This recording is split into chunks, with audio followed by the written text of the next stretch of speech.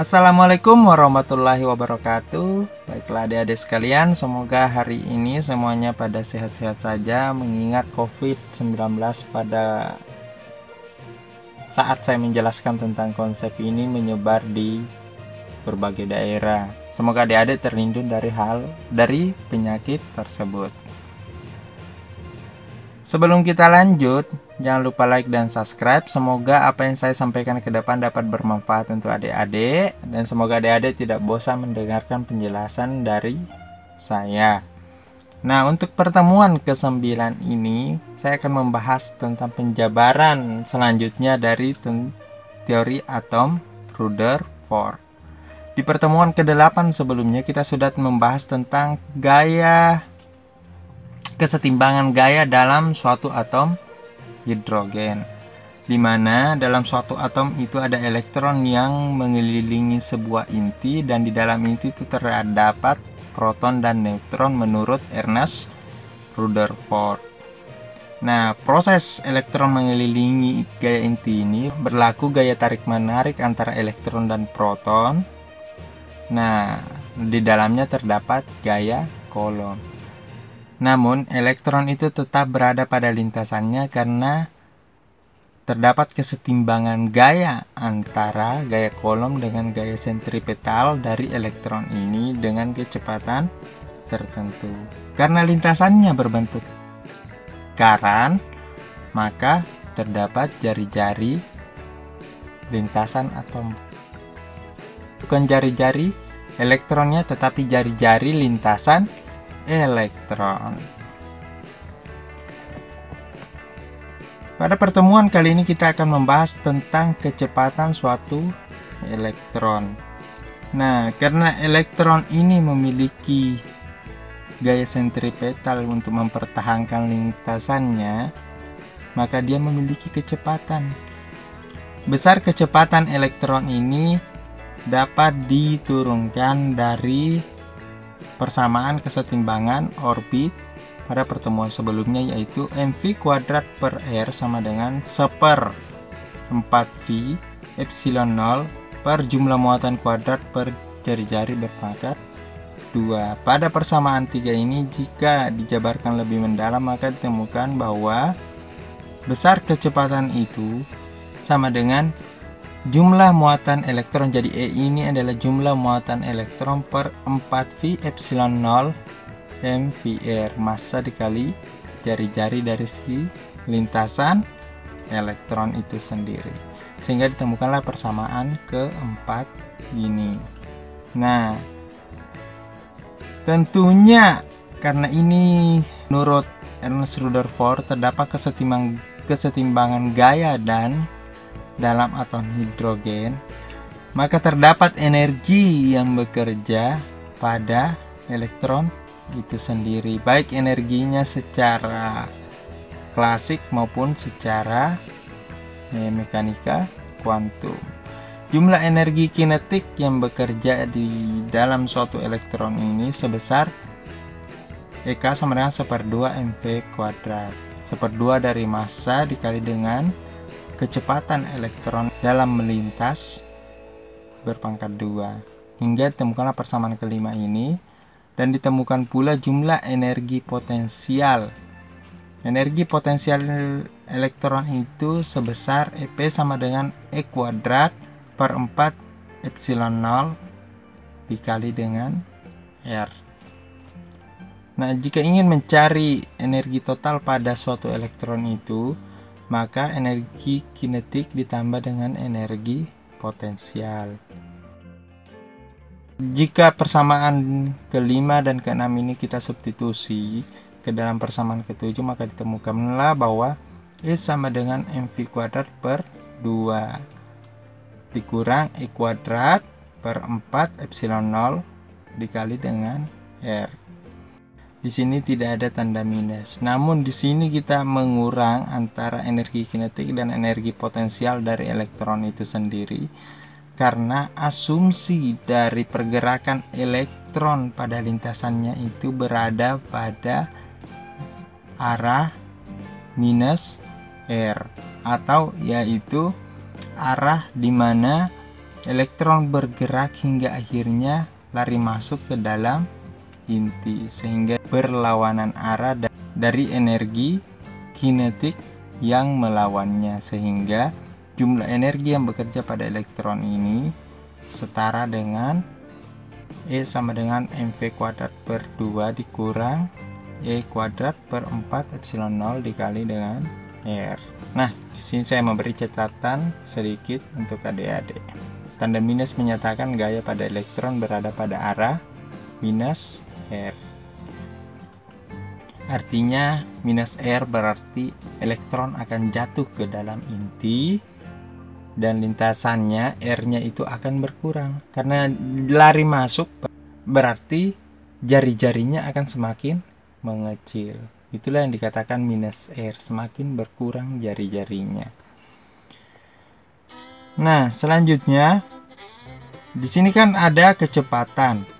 Jika kecepatan elektron itu besar nilai kecepatan elektron itu kita substitusi di dalam persamaan energi total ini, atau persamaan 4 ini kita substitusi dalam persamaan ini, maka ditemukanlah bahwa energi sama dengan E kuadrat per 8 epsilon 0 kali R dikurang E kuadrat per 4 epsilon 0 dikali R. Nah, sehingga didapat persamaan akhir, yaitu besar nilai elektron itu sama dengan E sama dengan minus E kuadrat per 8 epsilon 0 dikali R. Inilah persamaan ke-8 untuk mengetahui besar energi yang bekerja pada suatu elektron yang bergerak pada lintasannya. Ingat ya, energi pada suatu elektron yang bergerak pada lintasannya. Nah, berdasarkan hasil penjabaran energi ini, tanda minus dari elektron ini menandakan kekurangan muatan dari suatu elektron. Karena dia kekurangan, maka dia pasti membutuhkan muatan. Karena ini kekurangan berarti otomatis dia membutuhkan muatan. Sehingga bisa diasumsikan bahwa elektron yang mengelilingi inti ini terikat pada suatu inti atom karena inti atom memiliki kelebihan muatan. Inilah yang menandakan tanda minus ini. Sehingga elektron tetap berada pada lintasannya dan terikat pada inti. Jika kita melihat dari energi total ini, maka kita dapat menggambarkan secara sistematis proses elektron jatuh ke dalam inti atom. Karena dia tertarik membutuhkan suatu proton, menurut persamaan dari energi total ini, maka elektron bergerak jatuh ke dalam inti atom. Hubungan antara energi atom terhadap jari-jari elektron dapat dilihat pada sebuah grafik, di mana E sama dengan minus E kuadrat per 8V epsilon 0 dikali dengan R. E besar ini adalah energi total, sedangkan E kecil ini adalah jumlah muatan elektron.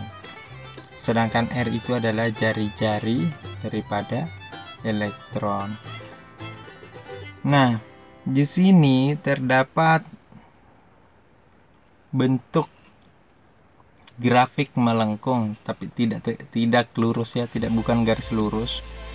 Tetapi grafik ini melengkung menandakan bahwa elektron itu bergerak secara spiral ke dalam suatu inti. Bergerak spiral artinya elektron bergerak pada lintasannya nih yang pertama. Setelah bergerak pada lintasannya, lama-lama lari masuk ke dalam suatu inti hingga akhirnya jatuh kepada inti atom yang memiliki kelebihan muatan. Karena elektron jatuh ke dalam inti atom, maka diasumsikanlah oleh Ernest Rutherford bahwa atom itu bersifat netral. Nah, asumsi Ernest Rutherford ini kembali kepada teori daripada J.J. Thomson, yang sebelumnya J.J. Thomson sudah mengungkapkan bahwa atom itu bersifat netral. Hanya saja Ernest Rutherford lebih memperjelas tentang konsep daripada pancaran sinar alfa yang terhambur saat terjadi eksperimen sinar katoda pada penembakan lempeng emas yang dilakukan oleh Ernest Rutherford ini. Teori dari Ernest Rutherford ini masih sangat diterima hingga saat ini karena ingat, Ernest Rutherford membahas tentang inti atom. Jadi ketika kita ingin membahas tentang inti atom, maka kita merujuk pada konsep daripada Ernest Rutherford. Sedangkan jika kita ingin membahas tentang kulit atom, kita atau pergerakan elektron di sekitar inti atom, maka kita merujuk pada teori daripada Niels Bohr. Karena pada pertemuan ke-10 ke depan kita akan membahas tentang spektrum garis dari suatu atom hidrogen yang menemukan kelemahan daripada Ernest Rutherford, bahwa menurut spektrum garis itu elektron tetap bergerak pada lintasannya tanpa jatuh ke dalam suatu inti. Namun hasil eksperimen dari Ernest Rutherford itu memperlihatkan bahwa elektron itu jatuh ke dalam inti. Inilah yang menjadi kelemahan dari teori dan konsep daripada Ernest Rutherford. Dan bagaimana menjelaskan elektron tidak jatuh ke dalam inti akan dijelaskan pada pertemuan ke-10 mendatang pada konsep spektrum garis atom. Spektrum garis suatu atom hidrogen. Baiklah adik-adik sekalian, kelebihan daripada Ernest Rutherford itu tak lupa saya jelaskan bahwa mampu mengaitkan antara mekanika kuantum dengan mekanika klasik dalam menemukan kesetimbangan orbit dari suatu elektron hingga menghasilkan sebuah energi yang dibutuhkan, energi pada suatu elektron yang bergerak pada lintasannya.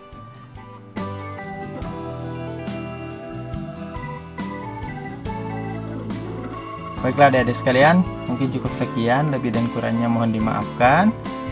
Jangan lupa like dan subscribe, semoga apa yang saya sampaikan dapat bermanfaat.